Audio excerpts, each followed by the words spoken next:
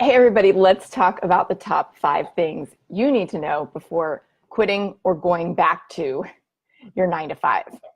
I'm Christine McAllister. I'm the Inc. Business Insider, Huffington Post featured founder of Life with Passion. And I'm also the author of the #1 best-selling book, The Income Replacement Formula, 7 Simple Steps to Doing What You Love and Making 6 Figures from Anywhere. And I'm excited to share with you these things that I wish I'd known before I quit my 9 to 5, and that I help my high achieving clients to learn and implement in their businesses so that they can quit and stay out of that 9 to 5 world for good and become unemployable by choice.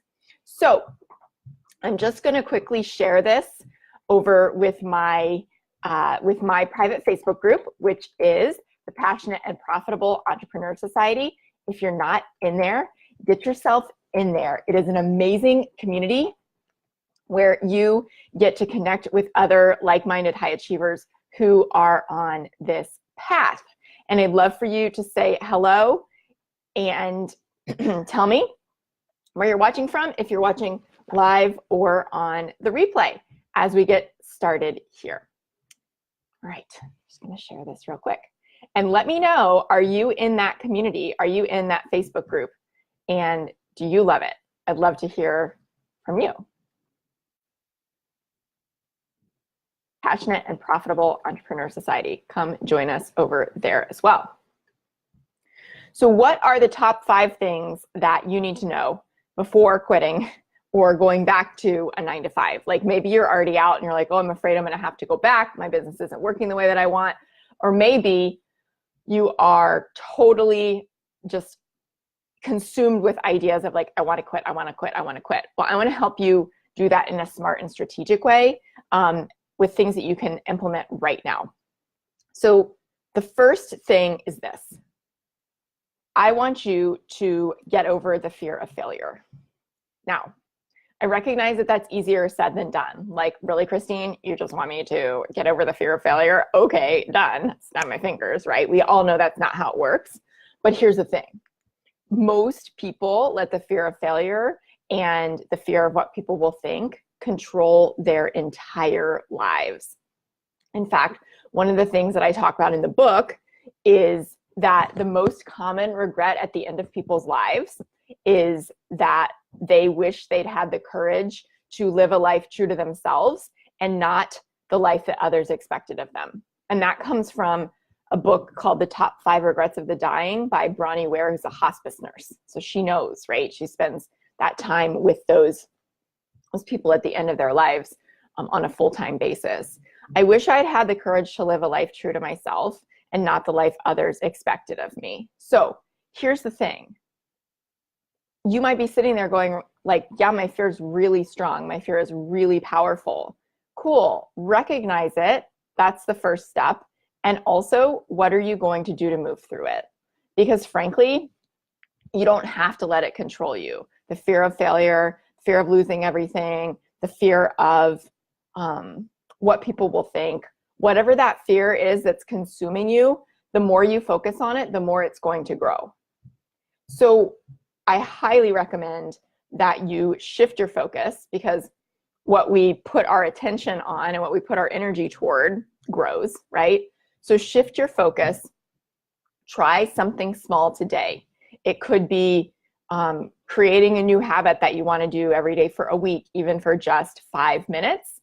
It could be reaching out to someone, asking for their advice on how they succeeded in business or building the life that they wanted. It could be checking one thing off of your to-do list that you've been putting off. But as you do that, you're going to build confidence in yourself, and slowly that confidence is going to become greater than your fear. But the more you focus on that fear, the more it's going to grow, the more it's going to feel like it's going to crush you, and the more helpless and out of control you're going to feel.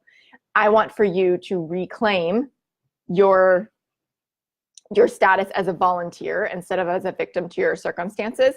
That's what's required in order to become a successful income replacing and job quitting entrepreneur. Hi, Melissa. Hi, Joanne. Thank you so much.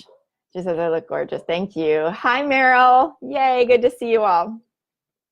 So that's the first thing. The second thing is that it's important, even when you're in a 9-to-5, or if you're out and feeling like, oh my gosh, I'm scared, I'm gonna have to go back, whatever. I want to make myself bulletproof and unemployable. You need to constantly be investing in business development. Now, that doesn't necessarily require an investment of money, although it could. But I want you to begin to build that network of people who could become clients or potential clients, the network of people who are going to become your biggest fans. I want you to always be focusing on bringing new potential business in through whatever method feels good to you, building that community, building that tribe, right? So for me, I have the Passionate and Profitable Entrepreneur Society, which is a Facebook group where I spend a lot of time. I have my email list, right? I have this Facebook page. I have an Instagram. I have a small YouTube channel. I write for Thrive Global and Medium. So all of those things have been things that I've built up along the way, right? I've been on like almost 50 podcasts at this point because that's something I really love and enjoy. And a lot of people have found me that way. Maybe you even found me that way. I'd love to know from you how you found me, right? Let's take a little poll and see who how you found me, because this is what I want you to know. You get to decide how you want to invest in your business development, but continually being able to make sales, have clients, produce that recurring revenue is key, right? And that requires you investing in the development of your business.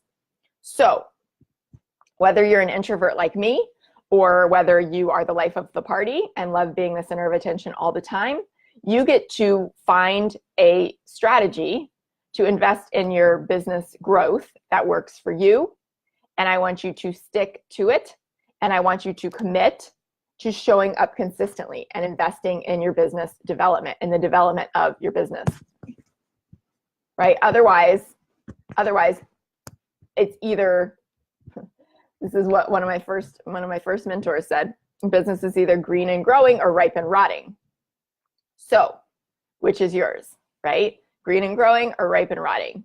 I want you to be green and growing all the time, which means you need to be growing the number of people who know about your business, growing the number of people who could become your potential clients, who could become sources of referrals for you, who could become raving fans. Does that make sense? And I'd love for you to tell me what you're doing to invest in your business development right now, or what you are planning to do. This is another mindset shift, the next thing, number 3, that I want you to make, and it's this: there's plenty of business for everyone. What I see all the time is people feeling like they're in major competition with each other, like they're selling the exact same thing as someone else, like they have no differentiator. And I call BS on that, because there are 2 billion people online. And you're going to tell me that you don't have enough business potential when you're building an online business? It's simply not true. It's simply not true. It's simply a belief that you have that you're telling yourself it's true, okay? So instead of telling yourself, oh, nobody in my industry, or nobody in my town, nobody in my whatever wants to pay for what I have, what if you told yourself instead of telling yourself, oh, the market's already saturated, oh, I have this great idea, but like nobody's going to want to buy from me. Cool. That's what you're going to prove to yourself to be true, because you're going to behave as if that's true, and then you will prove it to be true, right? It's just like the kid being told in school that they're stupid, and they hear that enough times and they start to behave and believe as if they are, right? And that plays out. We all have those own versions, right? Of stories that we, took on or take on. So what is that version for you as it relates to there's plenty of business for everyone? If you feel in competition, if you feel like you're going to be missing out, if you're not obsessively checking your phone or online all the time, and you're stressed about how to differentiate yourself, or that whether you are different, then that's a piece to really look at changing. As I said, there are 2 billion people online, and they are more targetable and reachable. I've got my notes, that's what I'm looking at, because I want to make sure I deliver all of this great info for you. More targetable and reachable than ever in the history of the universe, okay? You only need the tiniest fraction of those 2 billion people to become your clients in order for you to replace your income and then go on to make more money than you've ever dreamed. And guess what? You, my friend, are unique. The combination of your story, your experiences, your passion, your personality, and your expertise all combine to mean that the way that you run your business, how you operate as a business owner, what you offer as a business owner, and who will buy your services or products is not the same as, quote, all the other people out there doing it, right? You want to get to the point, like I hear from my clients, I know that you're the coach for me because X, Y, Z, right? I know that you're the person I want to buy from because X, Y, and Z. This does not just apply to being a business coach, okay? You guys know that I love my fountain pens, right? So I was having this conversation with my dad over the weekend because it's like this thing that bonds us together, and he's a total pen nerd and he got me into it. But we were talking about how, of course, you can buy stuff as cheaply as you can buy stuff for cheap on Amazon, right? You can buy these fountain pens on Amazon. You can buy ink on Amazon. You can buy special paper, you know, on Amazon, whatever. And listen, I Amazon Prime a lot of stuff, so no judgment on Amazon. I'm very grateful for the way that they help me be more productive and serve my clients better and be more present for my family because I'm not constantly running to the store.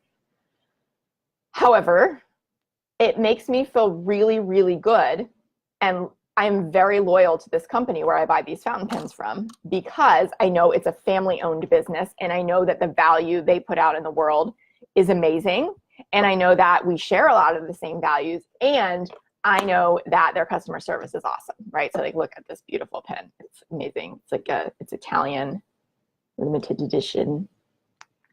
It's called the Elmo, which is funny because my daughter is obsessed with Sesame Street Elmo right now. So I have my fancy Elmo and she has her Sesame Street Elmo. But here's the thing, I'm not gonna buy from anywhere else. It's worth it to me to pay that little upcharge and to pay for shipping because it makes me feel really proud to be supporting a family-owned business where I know the owners and I am connected, right, to a real business instead of to this huge conglomerate where, yeah, I'm going to buy my commodities. I'm going to buy my toilet paper and my paper towels, you know, and some of my smoothie ingredients on Amazon.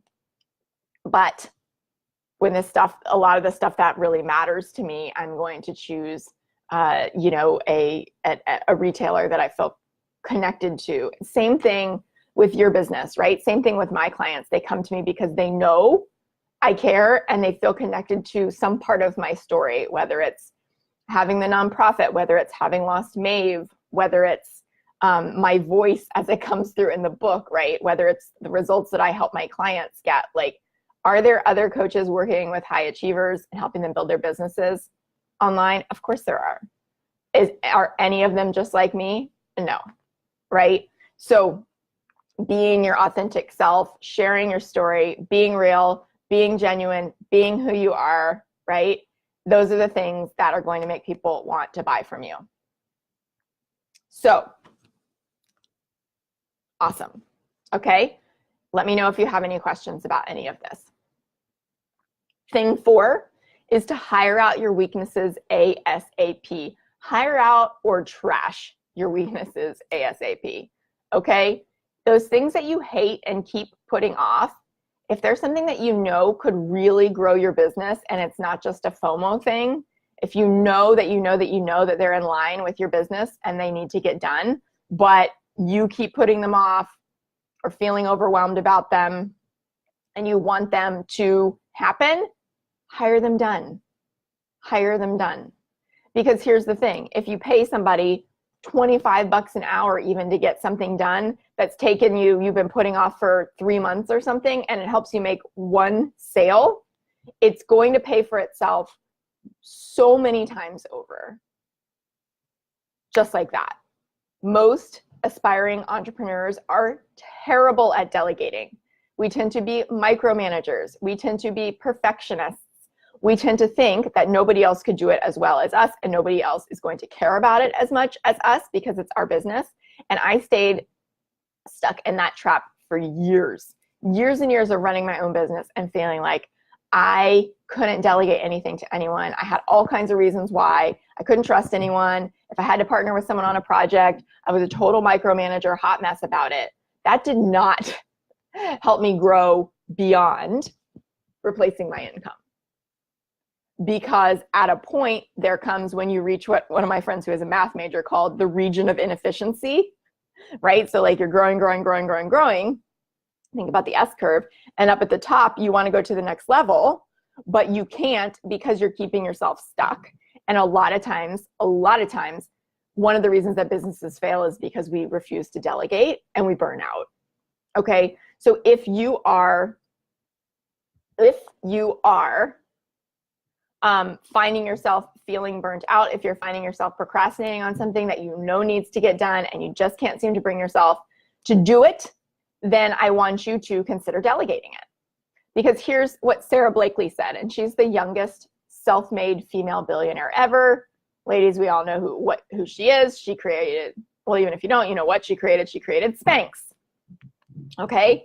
Fancy undergarment control panel pantyhose, right? And whatever. But I mean, you want to talk about a niche. Now that she's a self-made billionaire, people are like, oh, that's the greatest idea ever. Like, obviously, right? In the beginning, people thought she was crazy, right?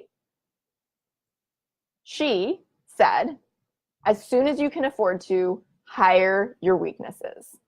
As soon as you can afford to, hire your weaknesses. In fact, she's not even her own CEO because she don't want to be, right? She chose her role in the company. She still, owns the company and is involved at a C-level in the way that she wants to be. But it's such a great example of like, you get to design this business in exactly the way that you want. So stop thinking that everybody else knows so much more than you and that you have to do it in some exact way that someone else did it to be successful. Listen to yourself. Hire out your weaknesses as soon as you can afford to. As I said to you, I spent way too long doing everything by myself in the name of frugality, right?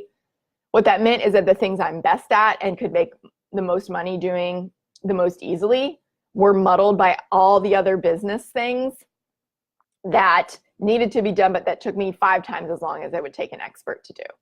And all of those things are different for each of us, but like, one thing I'm not great at is design, but having a really pretty brand is really important to me. And so if I was going to try to do it, when I try to do it by myself, I get really frustrated because it never looked in Canva or whatever in Photoshop like I wanted it to in my mind. And so investing in a great designer who could create a template that then my awesome VA could apply everything to was one of the best investments I've ever made. A lot of the technical work doesn't come naturally to me, so having somebody who can set those things up for me is super, super helpful. Having a CPA I love and trust gives me a lot of peace. Having great structure from my assistants who can organize a lot of this. I'm great at organizing if I'm not making a ton of other decisions or investing my money or my time in other ways. But in my business, the most important thing is serving my clients, right? And so my energy needs to be aligned there. My energy needs to be focused there. And anything that gets in the way of that, if it's important to running the business, needs to be delegated. Because when I'm doing something I'm not great at, it costs me time I could have been spending on doing what I'm amazing at, right? Working in my zone of genius, which is helping high achievers uncover their unique gifts, create a business around them, or place their incomes and then some, right? So when I get to do that all the time, my business grows. If I get muddled in other things, it doesn't. So what are those things for you? I'd love for you to share those with me. I'd love to know, like, do you know what your zone of genius is? Do you know what you're amazing at? What's the first thing you delegated or that you want to delegate? Let me know. It's going to save you so much money, time, frustration in the end if you start the practice of treating yourself as an expert in your field, as a business owner, and using other people as the experts in their fields, rather than telling yourself you have to be good at everything. All right, so that's number 4. And then number 5 is that support and accountability are key. You need to get them like yesterday. Because here's the thing. Most of us stop investing in ourselves after school. And it was just, I just had a clarity call with someone last week. And she was like, Christine, I am always helping other people. I am always coaching other people. And I don't have anyone to coach me. I don't have anyone to help me. I think a lot of times, especially as women, we do that, right? We put others first. We're so focused on taking care of them and serving them. And we don't have anybody to help us get that clarity and move past our own blocks that we're so good at doing for other people, because we all teach what we need to learn, right? And so what I said to her is, like, I remember, because I worked at the London Olympics. It's one of the 3 Olympics that I've gotten the privilege to work at. I worked at the London Olympics. I was working at the basketball venue in 2012. And I got to, during one of the USA games, I got to sit right next to the bench. So somewhere we have, a screenshot that someone took of, like, my friends and family back home in Kentucky are watching me on the screen, right? Sitting next to the bench. I was holding the microphone that would pick up directional sound on, like, the right, and what everybody's saying and all that. So it was a fascinating experience, because what I saw up close and in person were the actual size of these guys, and the actual athleticism and ability and talent, and the application of that talent. And so LeBron and Kobe and Kevin Durant, these guys, I'm just watching, like, with awe, because they're such incredible athletes. And the other, and like, just towering over me, right? And the other thing that I'm watching with awe is how they allow themselves to be coached by this tiny, like, 70-year-old white dude, right? Like, this tiny guy who clearly has never spent a day at the level they are in actuality, like, on the court, right? Some of the best athletes, the greatest of all time, are putting themselves under the direction. It was Coach K. He coaches at Duke. It's this little guy, right? And they're listening to what he says.